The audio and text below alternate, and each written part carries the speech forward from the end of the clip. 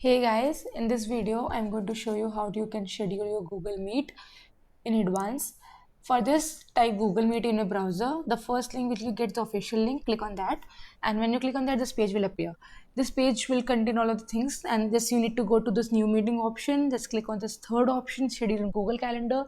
When you click on schedule in Google Calendar, this page will appear, and in this page you just need to fill out the details, add title to it. For example, I'm just typing conference meeting.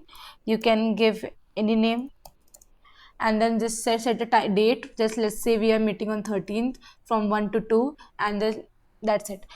You can also add a location. You will get a notification. You can set the time of the notification prior to the meeting. Also, you can add guest list where you can have your emails, person's email whom you want to connect with, and all of that things. Once you're done with all of that, click on save button. When you click on save button, the once you click on this save button, you will just see that your scheduled meeting is showing on the 30th, 13th or 30th, whatever date you have chosen, and you'll see this conference meeting lined up over here.